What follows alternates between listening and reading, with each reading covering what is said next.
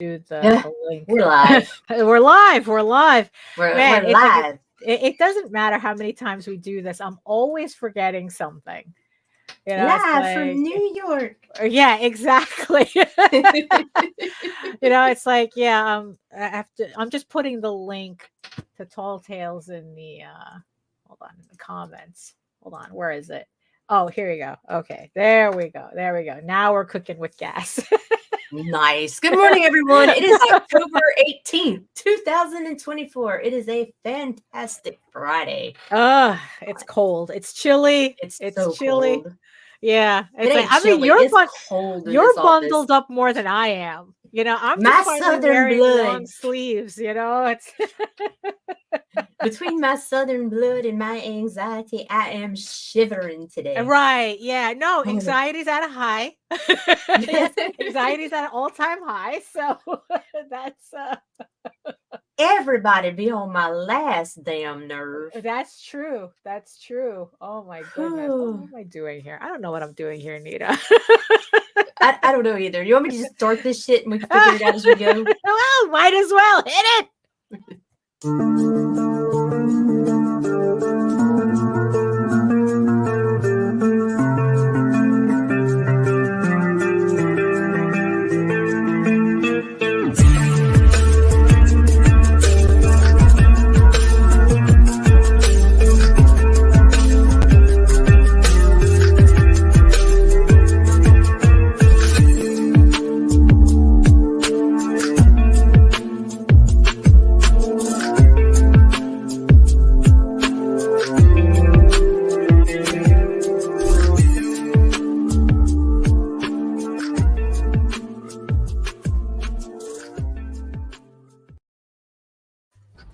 Trigger warning. Fuck you.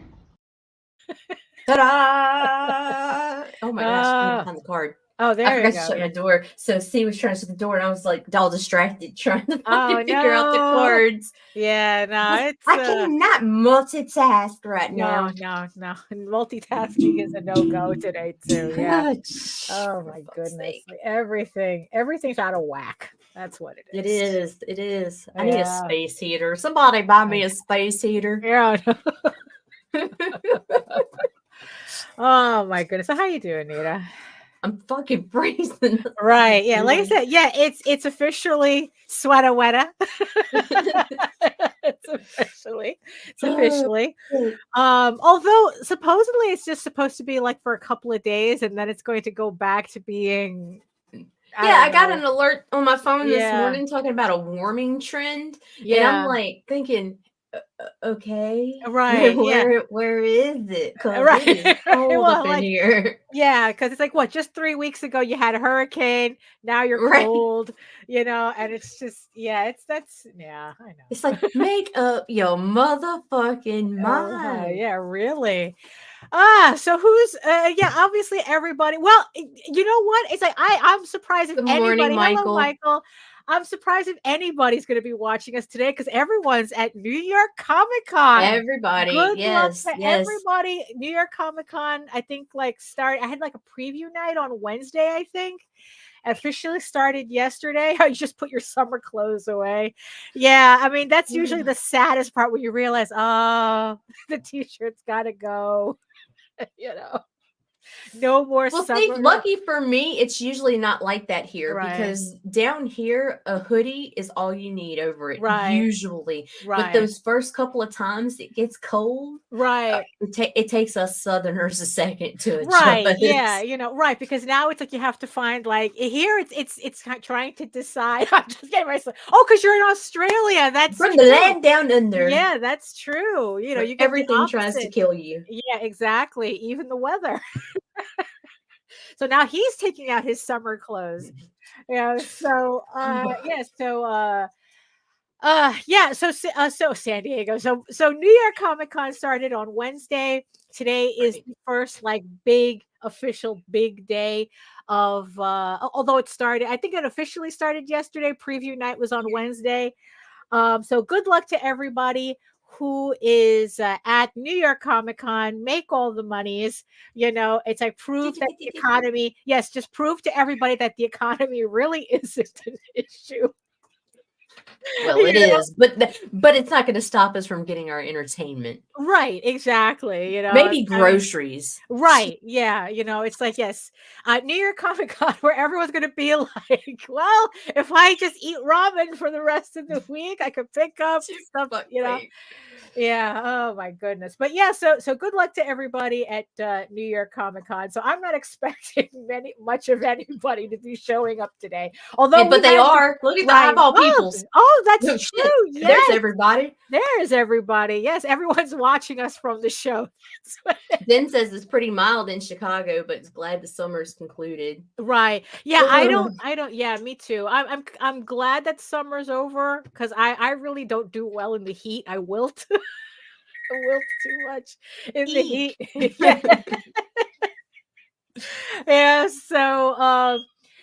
Yeah, so yes, yes, I see you. Yes, apparently we both see you, all our beautiful eyeball people watching us from regions beyond. And yes, we've already shown everybody who is in the chat as well. Thank you so much for showing up here. Like I said, while everyone else is at New York Comic Con.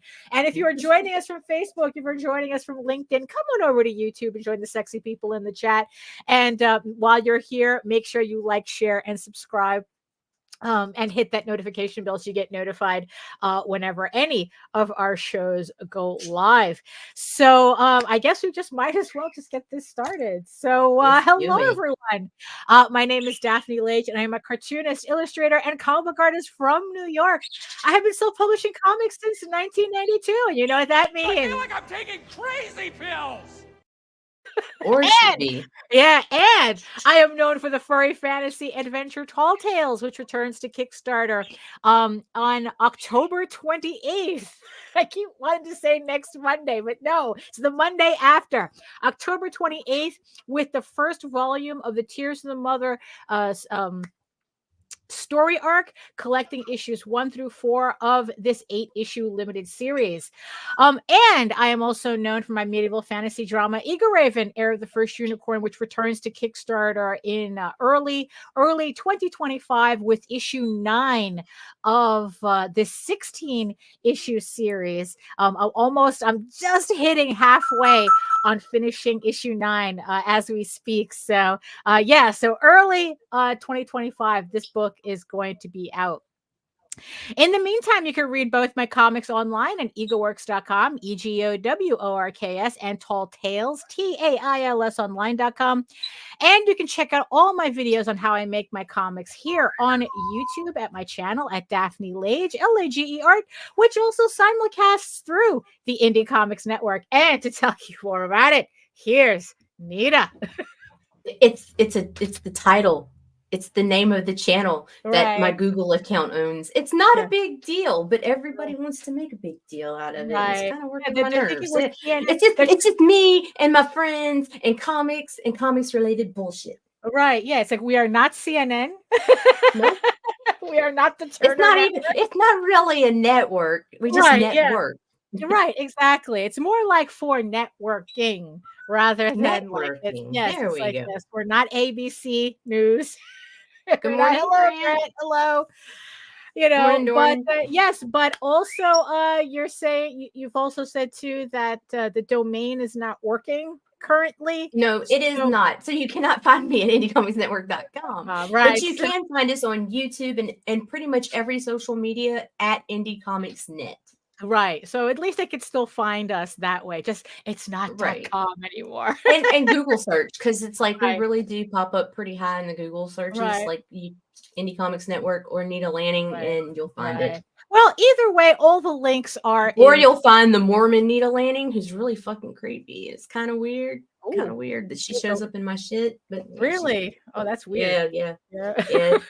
She does all this weird crunchy stuff, and I stalked her for a minute, and just she makes her own butter and stuff. And it's like, wow, right? Oh yeah, it's like are you Nita Lanning crunchy person, or you Nita Lanning the pornographer?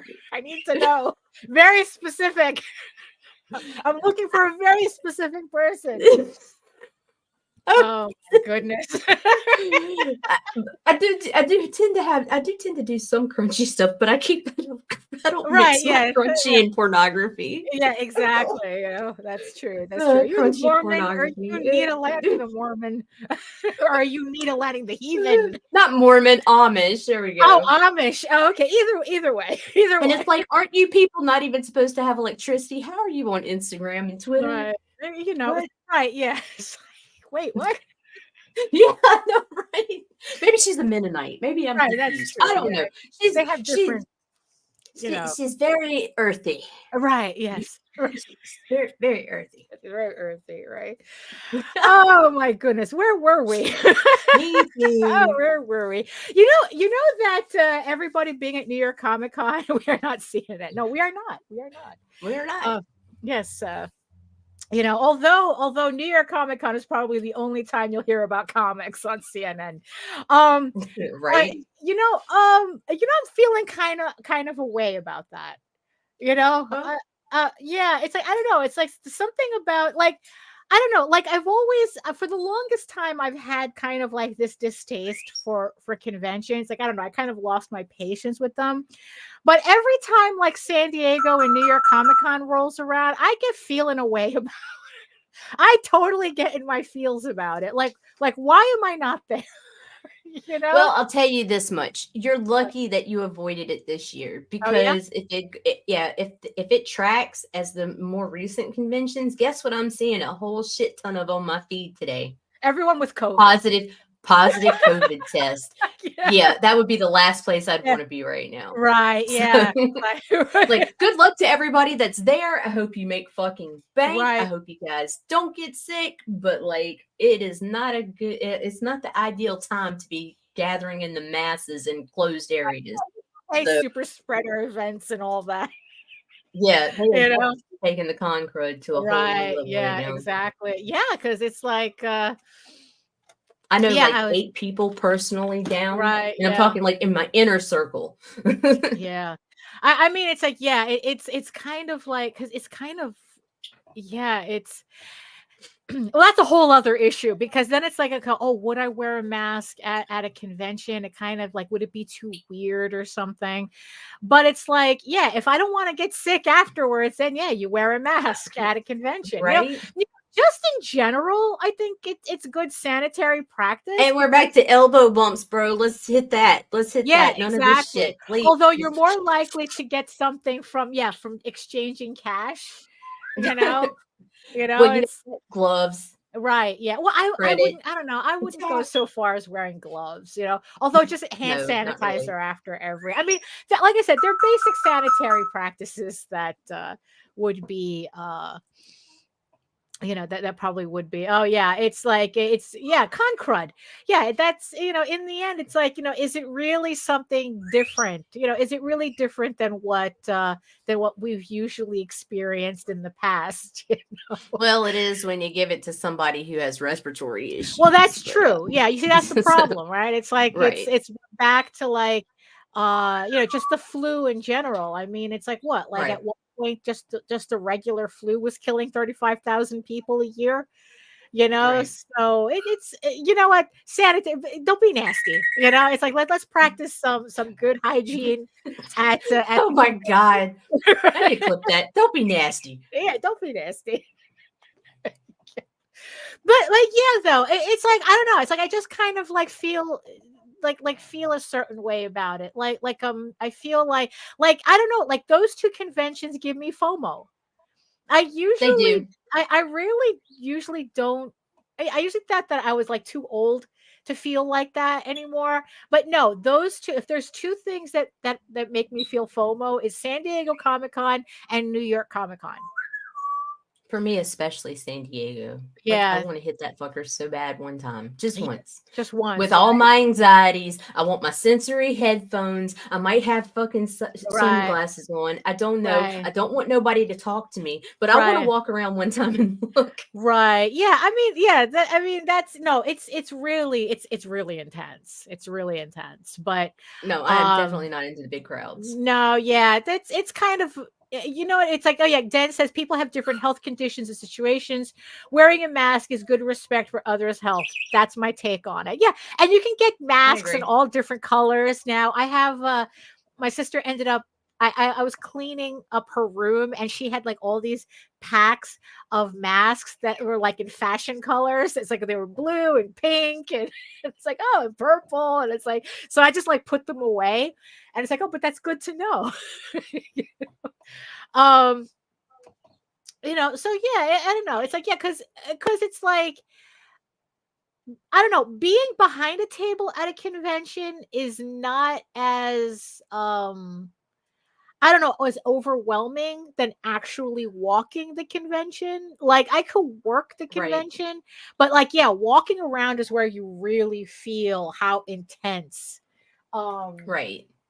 like the show is, you know, like how many people. I mean, we're talking what, like over 100,000 people on either of these shows. There goes the anxieties just thinking about it. No, it's really no. It's like I remember, like it's like once me and Jose, we were just like walking the center aisle, right? And it took us 45 minutes just to get from one end of the convention to the other.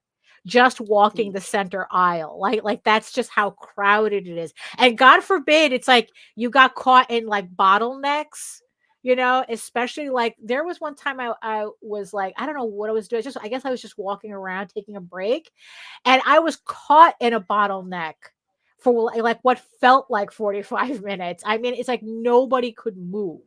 Like, and I'm just standing there. And that was like, that was the year they had everybody from the Lord of the Rings there. And I was like stuck. Yeah. And speaking of hobbits, I was right next to the table where Billy Boyd was. So I'm just like standing there, you know, and Billy Boyd is right here, but his table was elevated and it had like he was on kind of like a platform. So I'm just like the pedestal. Oh, it's Billy Boyd. It's right there. Let me touch your hobbit feet.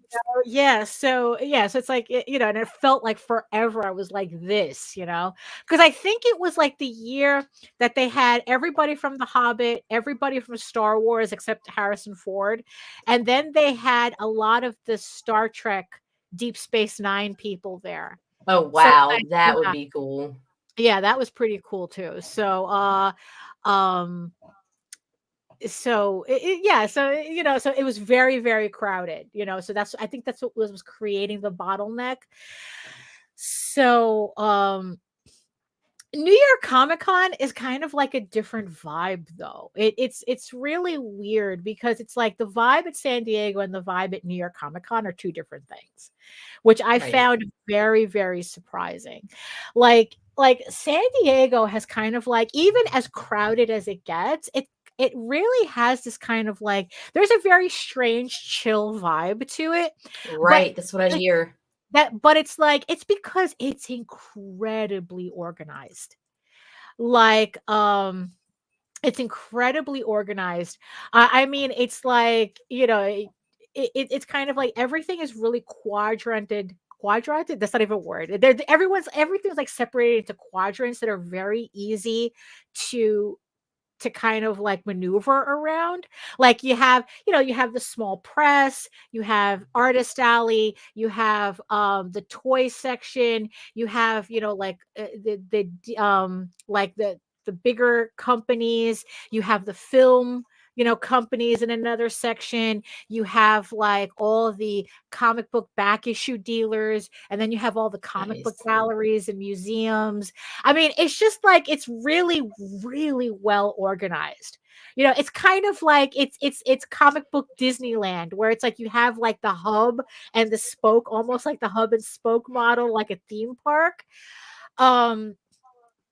So you know, so it's very well organized, and because of that, you know, like it's just nice, you know, like the celebrities have their own section, you know.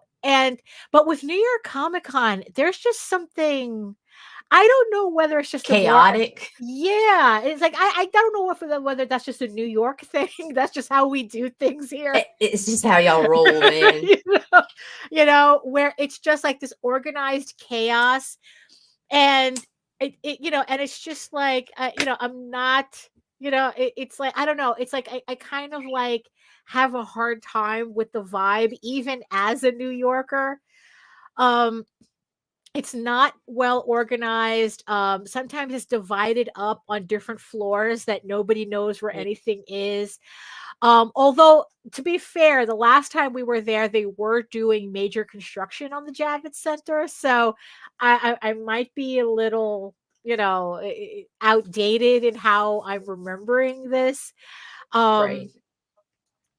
But yeah, I don't know. It's like, it's kind of like just a completely different, more aggressive vibe. and I don't know. Like I said, it could be just a New York thing, but I don't know. It's like I said, I kind of get like this, and then I'm like going, oh, maybe we should try to go next year. And then I remember that like a booth is like 12 or $1,700. I don't remember. Like, it's either $1,200 or $1,700. And then I'm like going, fuck that shit. I'm not spending $1,700 to go to a convention. And if you've ever had experienced the joy of dragging comic books through the New York City subway system, yeah, it's like, then that kind of like kills the mood. So I don't know. It's kind of, I don't know. I don't know. Like I said, it's like, I feel like I'm missing out on something, but then at the same time, it's like, am I really? Or we could totally do the black market thing. We like, you get your pass, your 1-day pass. Right. You print out a bunch of little fucking flyers with some QR codes. Oh, right. Yeah. It's like, I got you. Got you. Right. Yeah. Although they could kick you out for doing that. They got to catch you first. Jesus, there's 100,000 people there. Fuck it. I'm gonna take my chances. That's true. And if it's one thing that we took the L train, and it's the system's wild. Look, even for us, it's wild.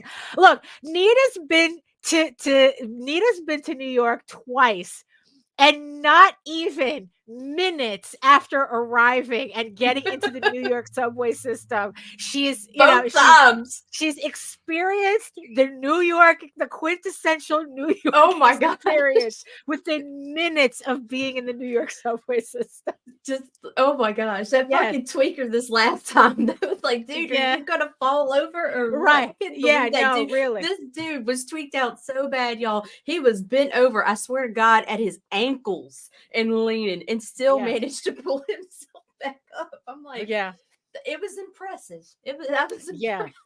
Yeah. I mean, really, it's like, yeah. And then it was like, don't make eye contact. Right. Yes. Don't make eye contact. Right. Do not make eye contact. Not even with regular New Yorkers. Don't make she was upset with herself. Right. Yeah. Yeah, that was the first time. Yeah. Yeah. So maneuvering comic book boxes through there, it's just like, no, not a fun time. And mind you, it's not like driving into the city is easier either, because it's like there's no parking. You have to drive through Times Square to get to the Javits Center, which is a nightmare in and of itself. I mean, it's like only the brave, only the brave. We salute you. Yeah, exactly. So, but I don't know. It's like I mean, sometimes I do miss, like, I watch, all like kind of like the artist alley girlies, with their displays and stuff, and selling their stickers, and I'm like sitting there going, oh, what would, if I made a display like that elaborate, what would it look like? Like maybe like a little castle or something. Like, I'm sitting here just imagining stupid shit, and it's like role playing, Daphne. Yeah, I am. I'm role playing as an artist alley. Artist Alley stationary girly, and it's like, and I'm like, oh, what would it look like? It's like, oh, what can I get? It's like, should I get a table runner? It's like, wait a minute. It's like, when was the last time I was at a convention? Why am I some fairy light? Right. Yeah. Kind of like expand on what I tried to build for Baltimore Comic-Con, just take the ferry. I mean, well, I know which ferry you're talking about, but that's also out of the way for us here. Cause it's like, we saw, I know the ferry, I think the ferry that we saw when we went to the Costco beach, the Costco beach. That beach was great. Sure if that one goes to Midtown or that one goes to near the Javits Center. I don't know. I know that there's 2 ferries around where we are, but I'm not sure where. I'm pretty sure it stops at near the Javits Center. One of them does. I don't know. Yeah, so it's like, so I start like thinking about, oh, what it would be like, maybe I should go back to that, and I'm like going, no. Like, I don't know, what is this like. I think I'm just having an existential crisis again. Like we do. Yeah, because it's like, because yesterday, like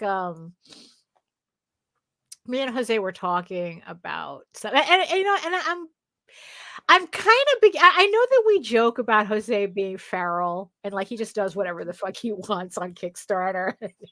Right. And you know what? And they're just yesterday, it's just kind of like, what? Maybe you're right. Maybe Jose was right the entire time. In that, maybe we spend way too much time thinking too much about like this whole marketing shit, that in the end, like, unless you have the money to really, really push it forward, that it's like we're kind of like just treading water. And it's like, no matter what we do in terms of marketing, that it's like this is it. You know what I mean? Yeah, I get it, but it's still wise to know what.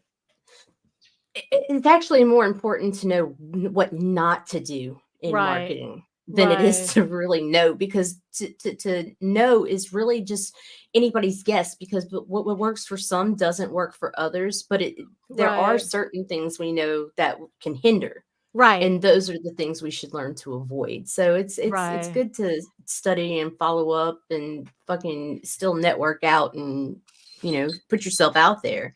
Well, but yeah, no. Yeah, I mean, because it's like, I don't know, like there just comes a point, like, okay, like what kind of like got me started, right, was I downloaded all the BackerKit. Like, what I like about BackerKit is that they allow you to continue to download the backer lists per campaign. While on Kickstarter they expire after a while, but on BackerKit you can continue to have access to those emails.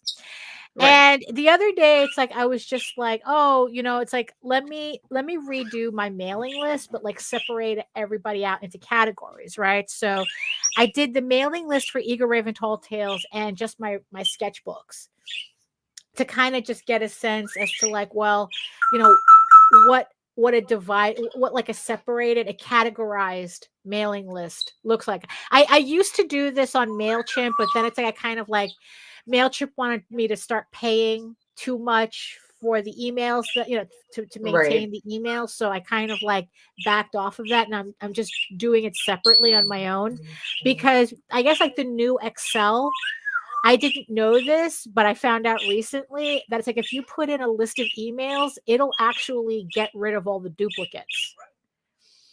So what I did was I put in like every Eager Raven campaign, right? So I took all the emails, put it in one list, and told Excel to delete the duplicates. So I have exactly, all the individual people who have ever backed an Eager Raven campaign. And the total came out to 591 individual emails. Like, if you take all my campaigns, all my Eager Raven campaigns together, I have a total of 591 individual people who've pledged to Eager Raven at one point or another, if not, so it's like 591 people. I did the same thing to Tall Tales and came up with 406 people, individual people. And then with the sketchbooks, I currently, because it's the more newer category, I currently have 150 individual people who pledged to my sketchbooks. Right.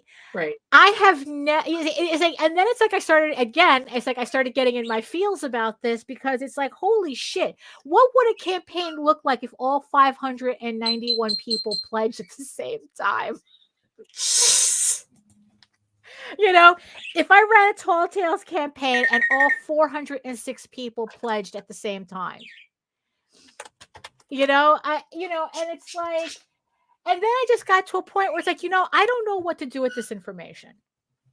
It's like, and then it's like, it's kind of like, why am I even doing this? That it's like that there comes a point where it's like, I'm giving myself a nervous breakdown over trying to figure out the marketing when probably in the end, the reason why I can't get my marketing to budge is because I'm not willing to spend $24,000 on Facebook ads.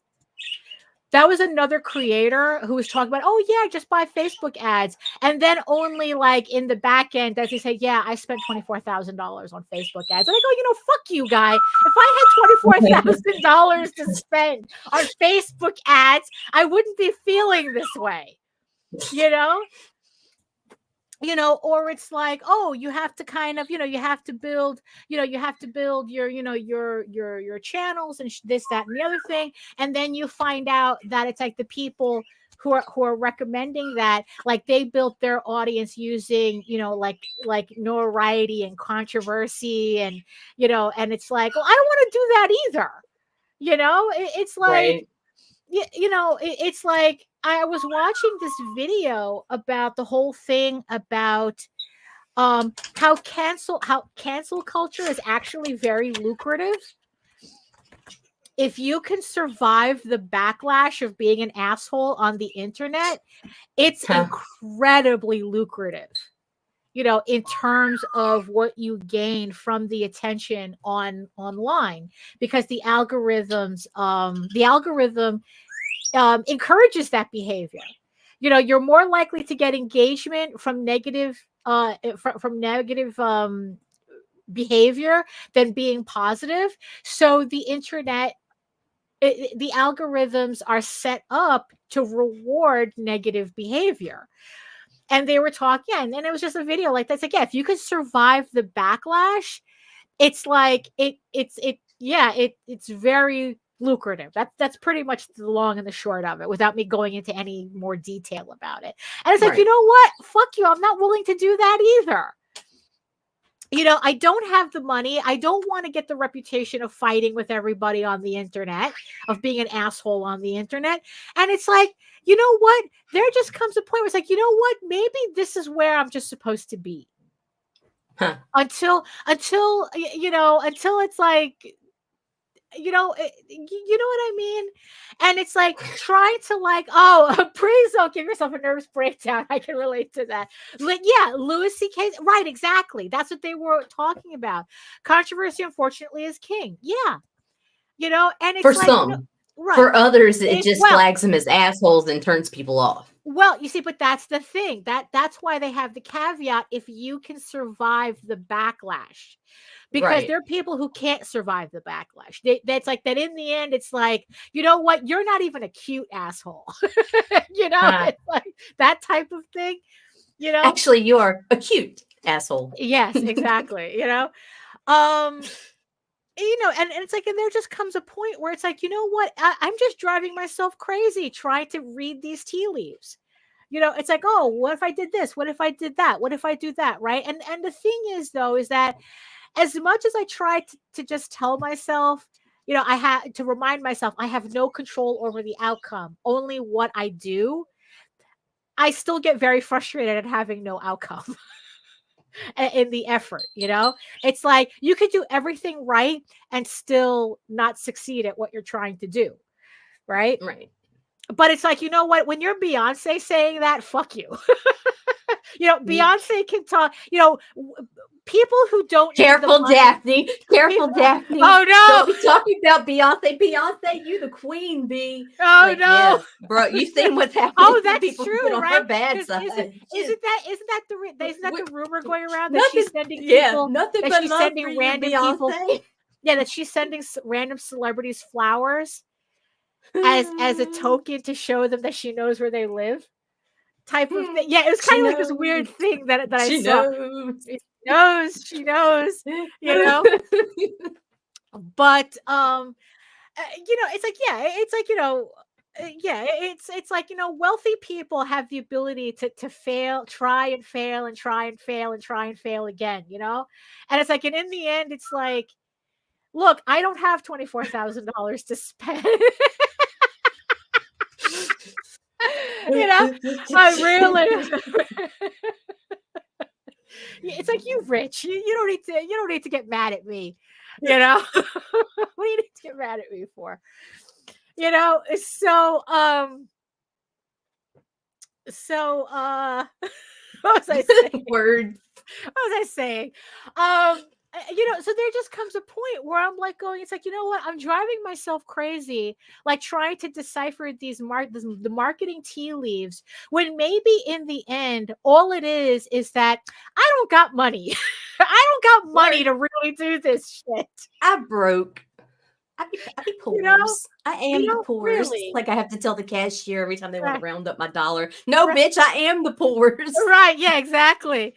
Did you not just see me pay with change? Did I just not count out $5 in quarters and dimes? Oh, no. Yeah, that's really like the that's kind of like the last resort, right? When you have to go raiding the change jar.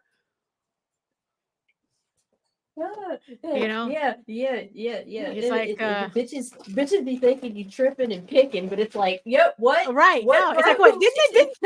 Weren't you guys complaining that we have a change shortage? Take the fucking thing. But yeah, so it's like, so in the end, it's like, maybe this is just what it is. And we just have to accept the fact that we are way too small to have the impact that we think the effort will give us. It's like, I don't know. It's just kind of like, so yeah. So it's like, I'm all like, sitting in a corner going, oh, what do I do now? Let's rock. Right. Yeah, exactly. Massage your lymph nodes. That helps. Or something.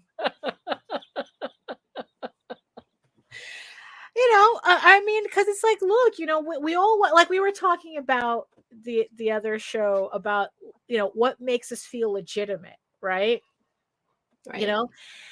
And and the thing about reading about all these marketing stuff, right, is that they said, it's like they're constantly saying that it's like nobody wants to hear you talking about your work. They want to hear other people talking about your work. That whole like social proof.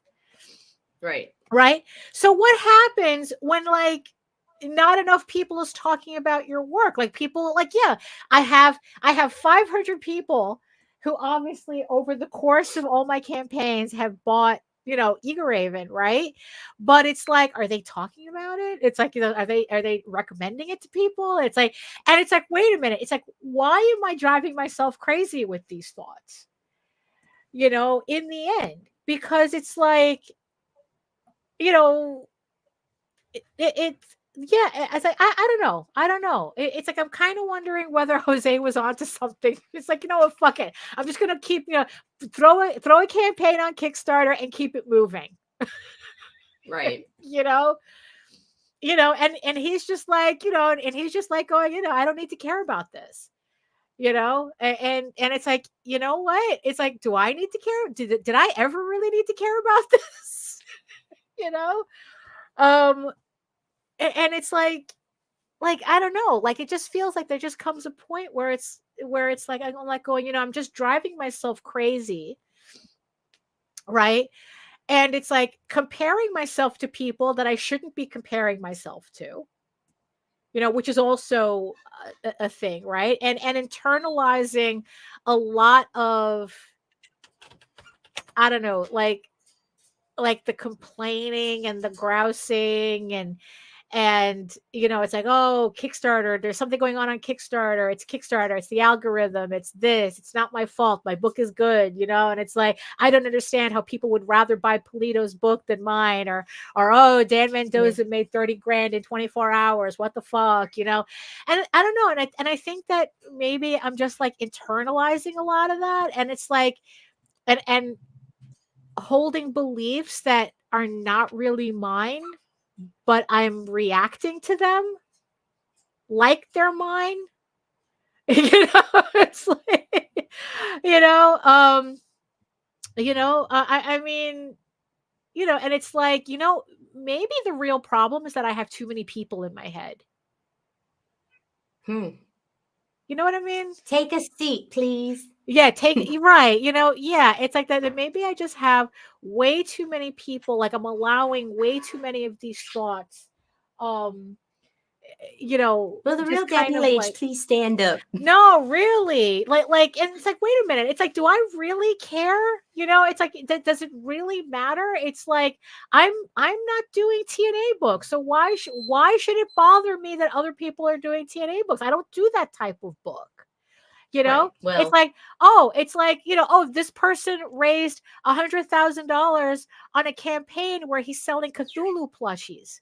It's like, I'm not doing that. Why is that? Why is that? It's like, or another guy who was like going, yeah, it's like, it's like, I raised, 6 figures on my campaign. All it required me to do was spend $24,000 on Facebook ads.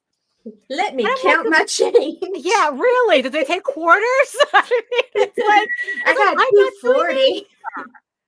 I'm not doing that either. And again, it's like, and I'm not going to be sitting here playing, the comic version of Howard Stern just for the notoriety.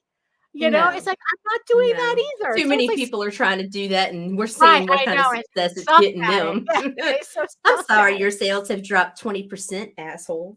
Right. I mean, it's like, yeah, so it's like, so if I'm not willing to really, if that's what these people are in the end doing to succeed, and I'm not doing that, then why am I worried about it? Why is that all of a sudden like, oh my god, maybe this will be it. Maybe this will be it. Like it was the whole thing when I got that $10,000 number stuck in my head. Right. When I was like obsessed. Yeah, it was like, yeah, fun times. Nina Lanning remembers. Yeah, exactly. Where I got completely fixated, on the whole $10,000 thing. It's like, oh, if I make a $10,000 campaign, then all these other creators will respect me. And then I'm sitting there going, wait a minute, I don't even like those guys. Right.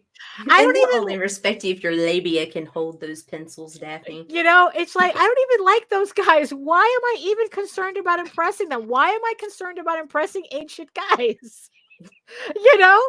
I mean, and it's like, and then it's like, what's the and then the $10,000 campaign is the $10,000 number is so arbitrary. I mean, all that is a category. It's like the next monetary category on Kickstarter. It doesn't really mean anything. And we've also seen it run long enough that we have seen, at one point we thought it was a recommendation trend that if you broke that barrier, you'd stay there. We have now seen that is absolutely not the case. True. Yeah. Because there was a time where it's like we would see like people who'd hit 10K, and then it was almost like every campaign that they did after that would all make 10K. So it felt like, oh, there's something there, right? But there's not. There's not. It's like, because in the end, the brain is a stupid thing that likes to read patterns into things that are not there. Right. You know, it's like, because if you ask the brain a question, it will tell you an answer. It's not going to be the right one, but it'll give you an answer. You know, so it's like, you know, oh, it's like that scene from that movie Pi, right? Where the guy was saying that he was seeing like this number everywhere. And the guy that he was explaining it to, the guy goes, that's what the brain does. You fixate on a number, you fixate on something, and the brain starts to see patterns with it. You know, you've never seen a red car until all of a sudden, like, you buy a red car, now you see red cars everywhere, type of thing, Right. You know, I mean, it's like, you know, that's, you know, so it's like, I'm driving myself crazy here. You know, it's like, wait a minute, you know, it's like, what if, you know, like, instead of like, you know, sweating about, oh, marketing, and then it's like, we just step back. What if I were just to step back and go, you know what? I'm just going to do what I'm just going to do, and I'm not going to give a shit anymore. And if it happens, it happens. And if it doesn't, it doesn't. You know, like I just, like, I have this idea for Instagram. Oh, thank you. You know, like, I came up with this idea for Instagram to kind of like revitalize it. And you know, I'm still going to do it. Actually, I put up the first post today back on Instagram just to see, you know, just to keep the account alive. But, Right. you know, but the thing is, though, it's like, you know, am I going to like make an effort? Like, I don't even know what that means anymore. You know, it's like, you know, making an effort. It's like, you know what, just being able to use Instagram regularly is effort enough. You know, I put effort into Facebook. I put effort right. into other social medias. The others, I just keep a breath of life on, just a pulse. Right. You know, like, I started doing that with Twitter as well. Again, you know, just like you posting over to Blue Sky after Twitter's bullshit. Oh, no. Yeah, the whole blocking thing, where it's There's like Blue Sky saw an influx yesterday alone of like 200,000 plus accounts. Right. Well, yeah, all because the artists were like, "Fuck you, we're out." Right. Well, the only thing that I know about is that they're implementing this blocking rule, that if you have somebody blocked, they can still see your shit. And it's not like, just that. what? Not just that. What happened? They're going to start adding screening software to pull your shit down if they find out that you're using Nightshade and Glaze to fucking hide to alter your art images. Oh, very so nice. The AI, yes. So if the AI can't be trained by your shit, they don't want you. Okay, that's fine. I'm okay with that. You know, it's like they can eat shit. You know, but the whole blocking thing, it was especially a big deal. Working, huh? Right. The whole blocking thing was especially a big deal because of the amount of not safe for work artists who intentionally block minors' profiles. Right. Yeah. And it's like, wow, dude, okay, you're really not going to allow a block option on a site that you let full-on pornography on? Right. Because guess what? When that box says check if you're 18, I've been checking. I was 18 since I was 14. Right. Yeah. So yeah, bro. Right. Okay. So that's so I guess Glaze and Nightshade's really working, huh? Now I don't know if he's going to be able to hold that. I don't know, and I don't even know how they're going to be able to detect that you're using it. Right. But you know, we'll see. All right. If my account on Twitter disappears, that's fine. Because yeah, but that's what the Brainiac said. Right. Yeah. Of course. Yes. Genius. I am a genius. Yes. Super. Yeah. It's like, yeah. Super genius. Super genius. You know, okay, so that's what's going on right now. Yeah, because Blue Sky does. I mean, I get a lot of, I get surprising engagement on Blue Sky. I am too, considering I'm not doing nothing but pumping and dumping. So like, maybe I do need to put a little effort there. Right. So it's like, so, you know, so that doesn't concern me. But I mean, it's like, yeah, so Instagram, you know, so but that's kind of like, okay, it's like, what am I doing? You know, it's like, okay, so it's like, I'm on Webtoon, I'm gonna do Instagram, you know, I'm on Substack, You know, it's like, Twitter is Twitter. Like I said, if it disappears tomorrow, it's like, okay, good. That type of thing. I don't care. Um, and then it's like I'm kind of tweaking my website a bit, but it's like, you know what? It's you know, I'm on Facebook. That's my main place, and it's like, Right. you know what? You know, maybe that's just it. Maybe I just have to accept the fact that it's like, you know what? Just the fact that I have a finished series is way ahead what a lot of people in comics is doing already. So it's like, what am I sweating for? It's like Den. Okay, Den has. I have a salient question when things change over here. Does that update automatically? Silly question, I know, but I don't want to lose listening to you two or just stay on the current social media. I mean, we're in a whole bunch of. I mean, it's like we're on YouTube. Yeah, we're on YouTube.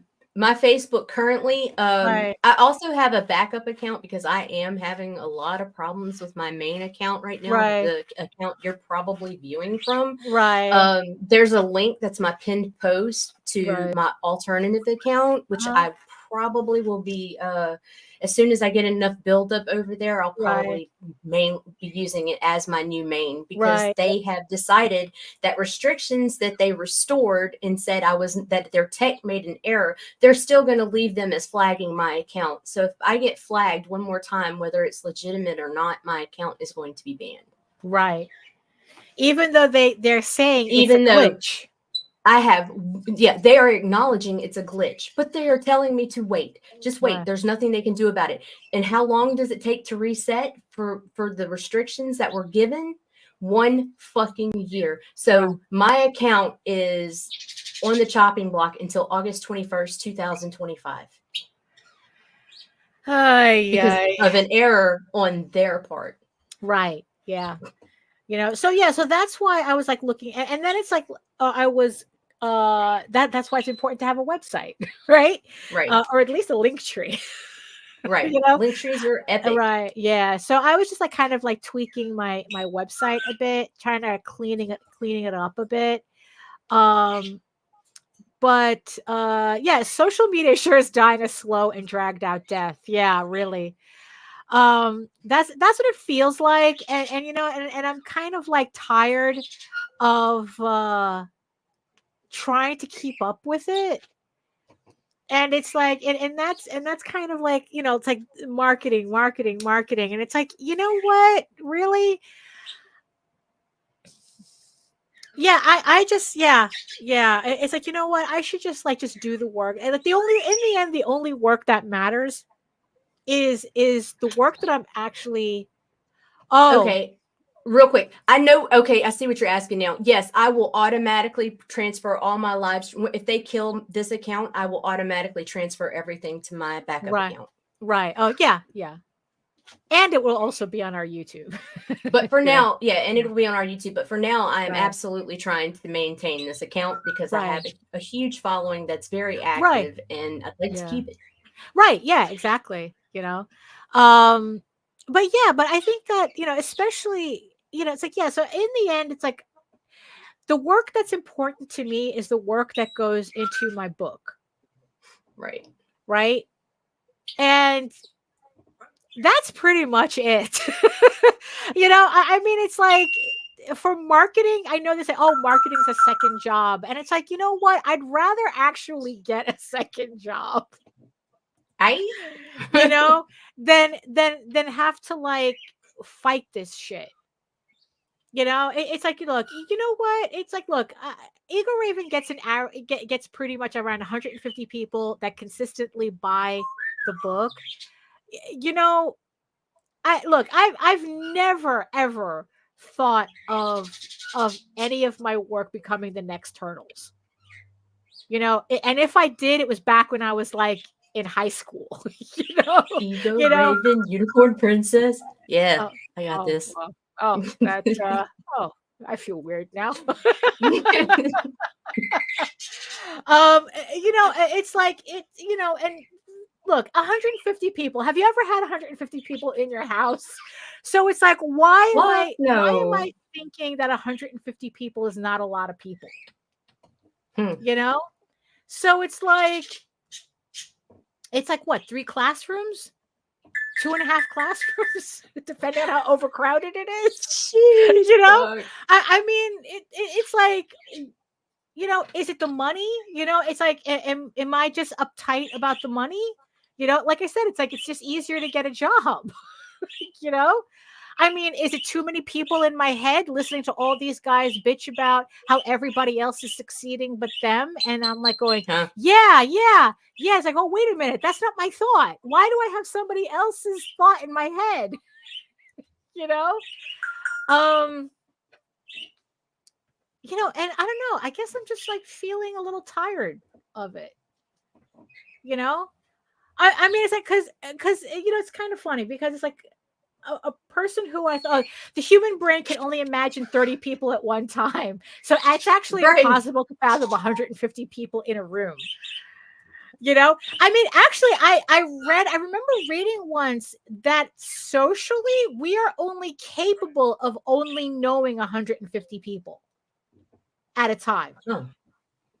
You know, I don't know how that's true or not. They were saying that it's like, oh, it's because it's like, you know, we're caveman brains living in a modern society type of thing. Okay.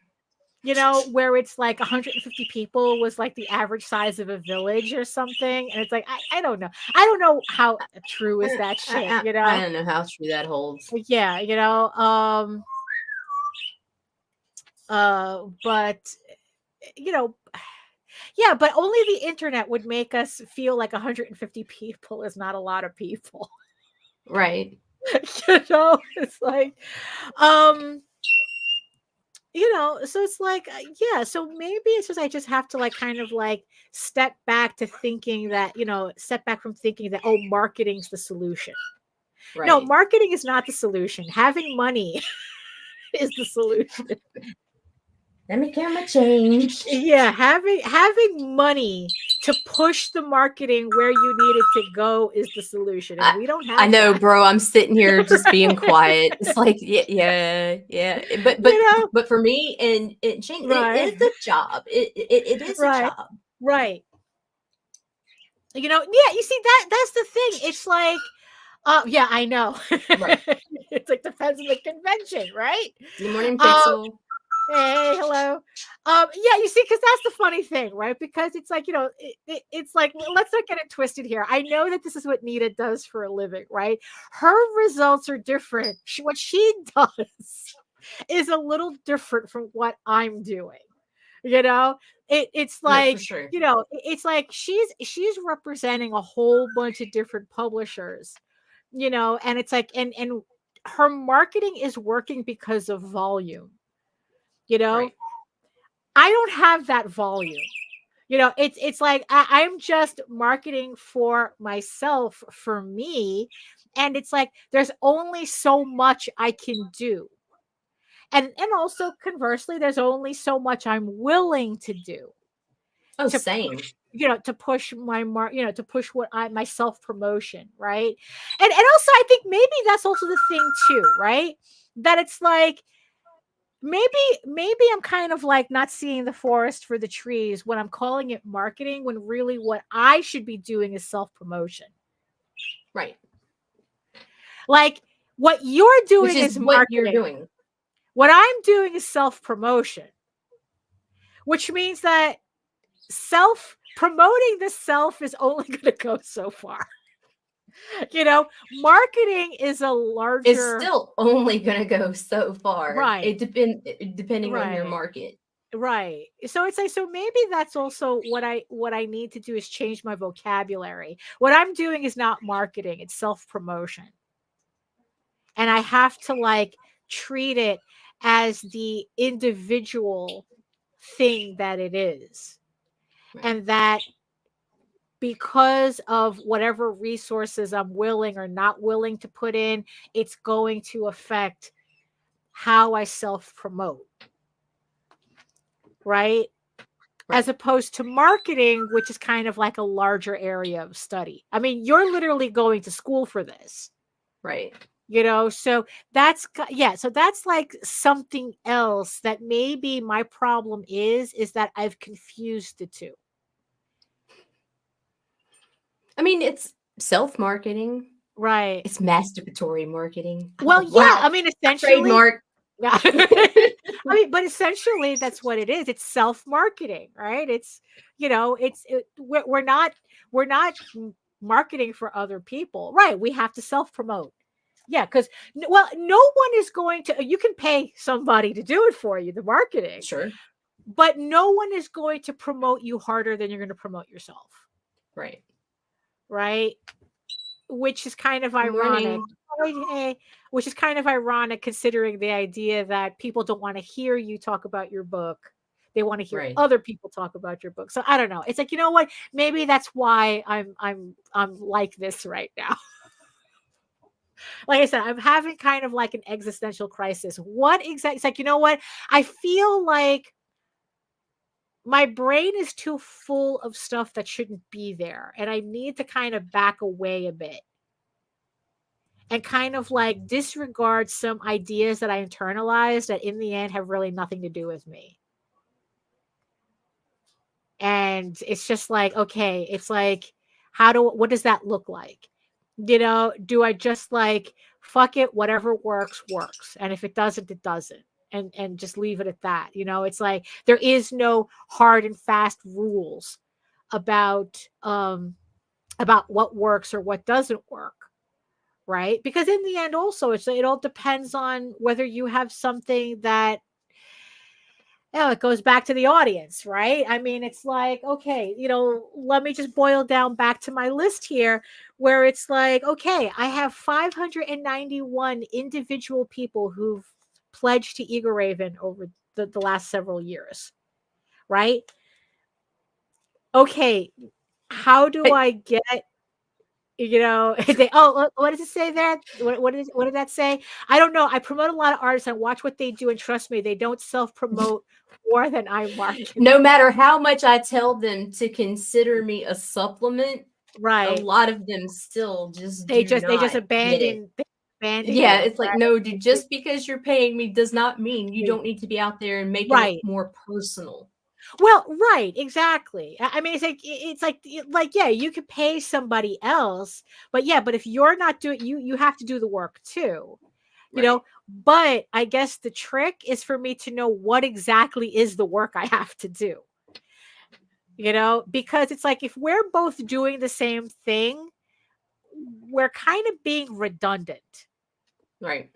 Right. So it's like, so in my self-promotion, I have to be different. Yeah, they do. Yeah. This ain't the Field of Dreams. Yeah, exactly. You're not selling mousetraps, Nope. And you're not building baseball fields. Like, what I have to do has to be different from what you're doing. Right. For it to work in tandem, right? So okay, let me throw this out there. So here I am with this list: 591 individual people who've pledged to Eagle Raven, 406 individual people who've pledged to Tall Tales. What do I do with this information?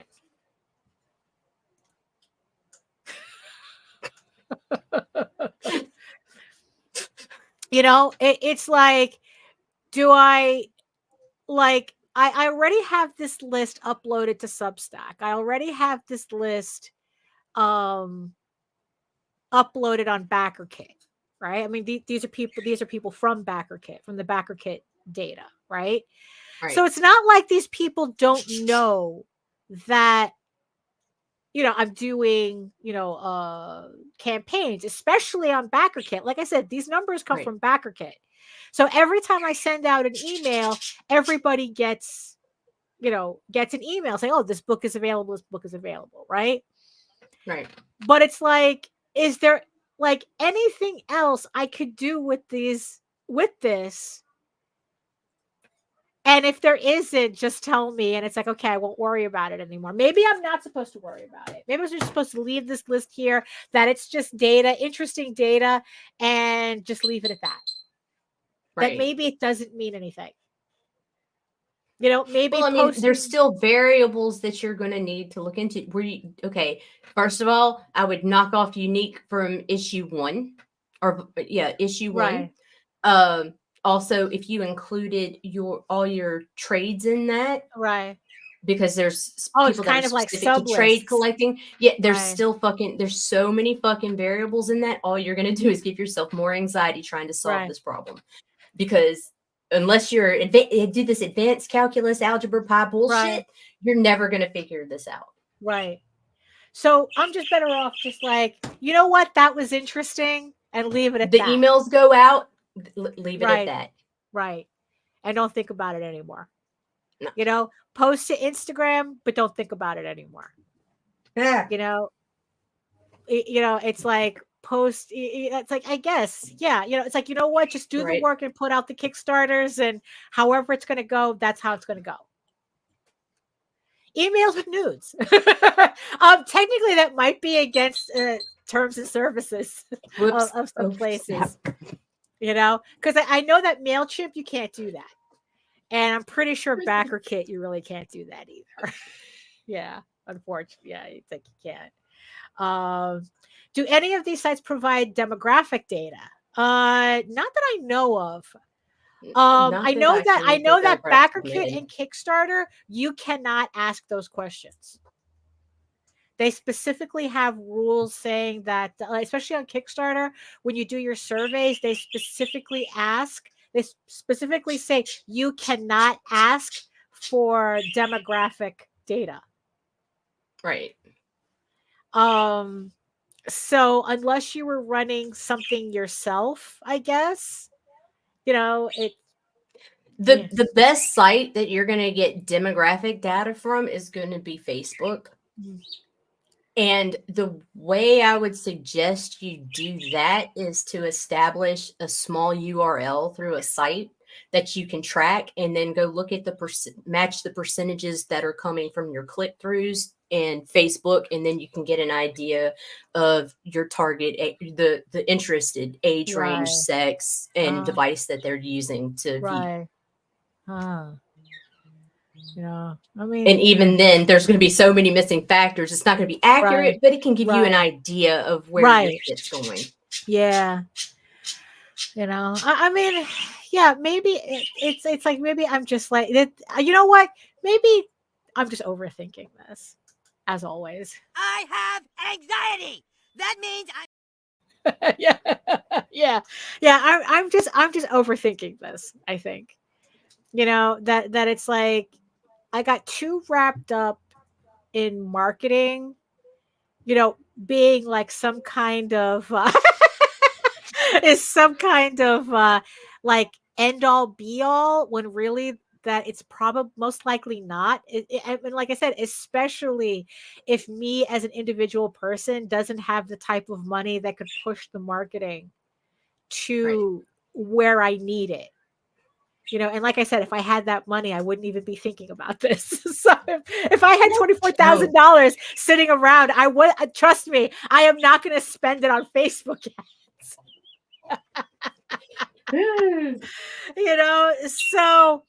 So I don't know. So maybe that's just, I don't know. Maybe it's like it's more, maybe I'm just like waxing poetic about New York Comic Con and all that, because I'm just feeling nostalgic for for being at conventions and feeling like part of something. But then when I'm actually there, I just want to go home.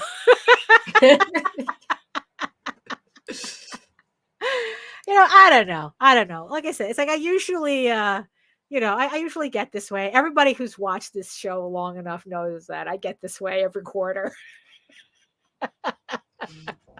Business. Numbers. Is this working? Yes. Yay! I don't know, Nina. Did anything I said just make sense? I don't know. Was I just rambling?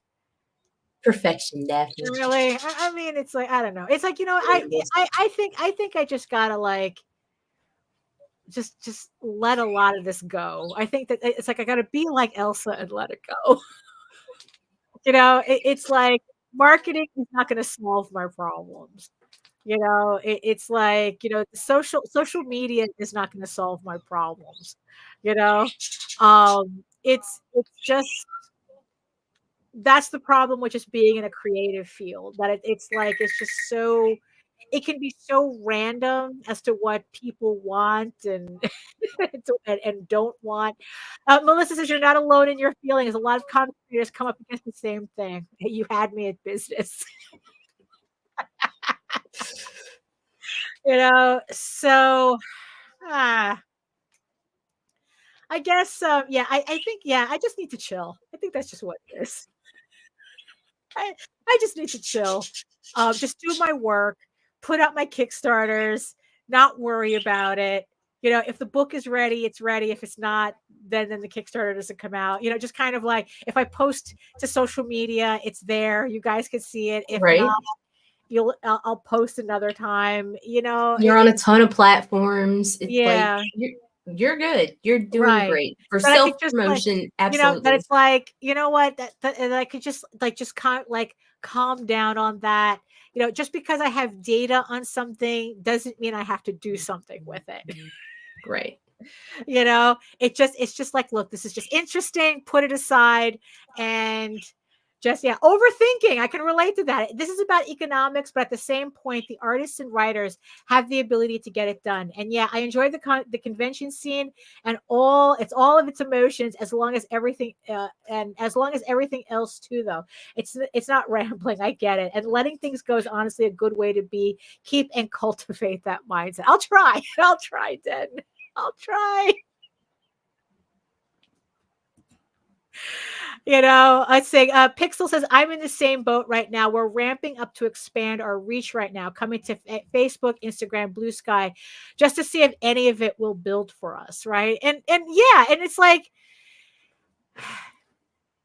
but and at the same time, it's like, nothing could happen.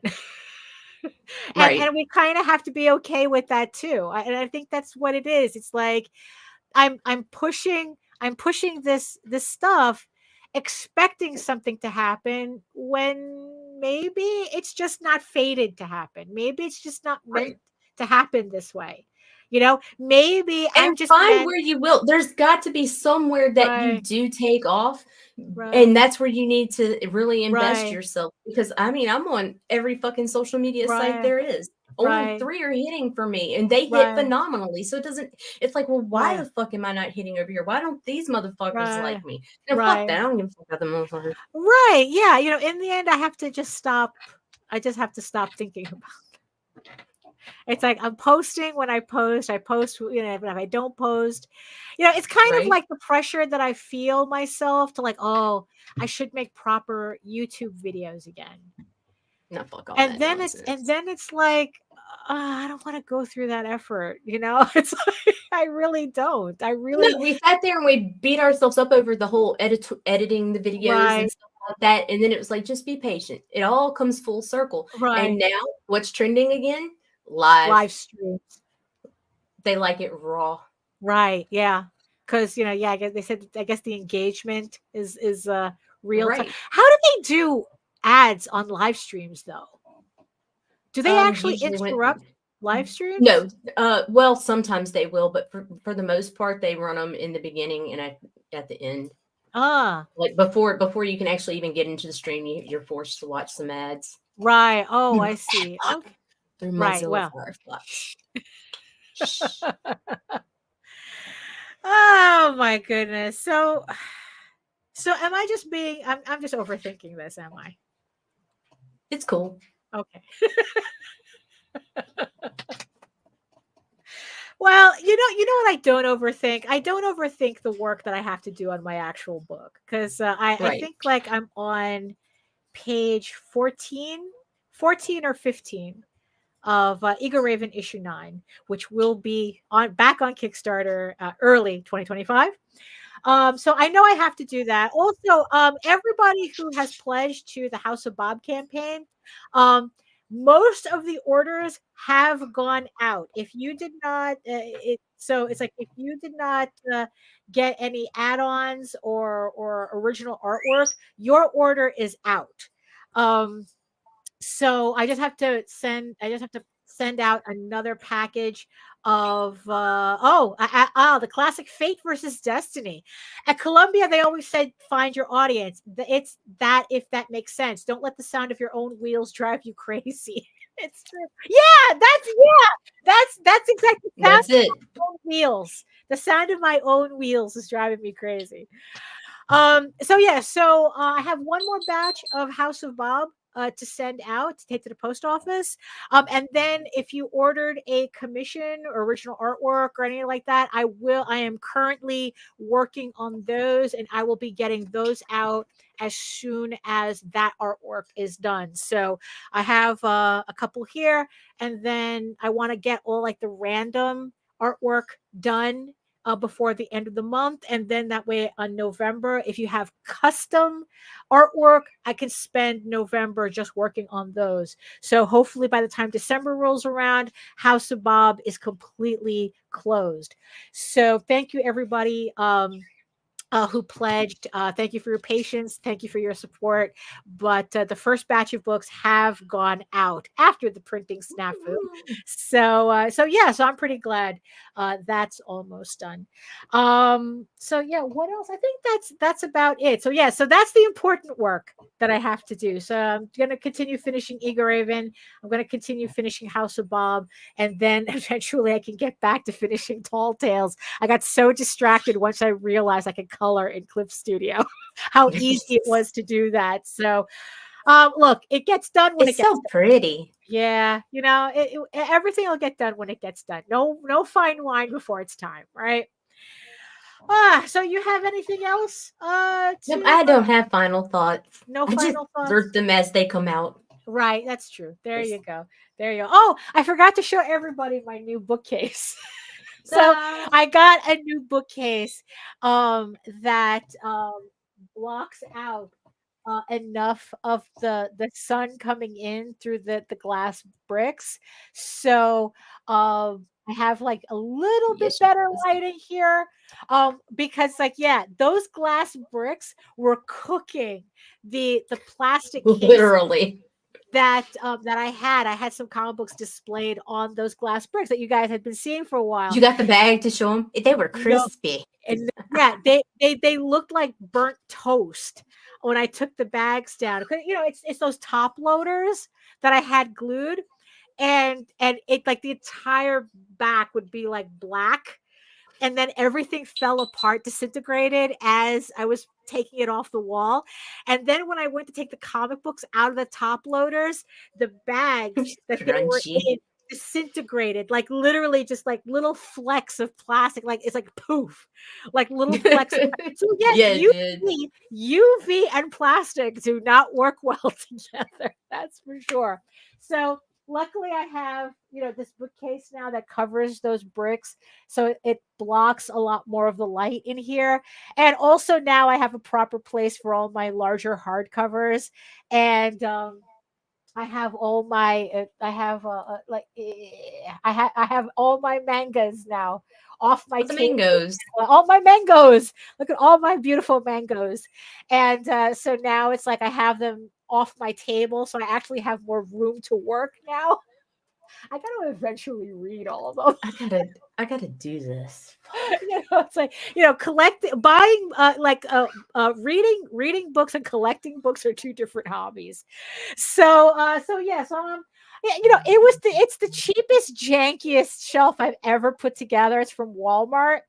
But once I had it all set up and I noticed like how much of the blocks it blocked out, I'm not that mad. I'm not mad with it. So it's like, you know what? Right. It does what it had. It does what it needs to do. And honestly, I do like the thicker shelves, because like sometimes on the smaller ones, if you have enough books on it, you begin to see those shelves kind of start to curve, to sag a bit. So at least this, I don't have to worry about it. So you know what? In the end, I'm not mad, So at least I got, my books off my desk. So there you go.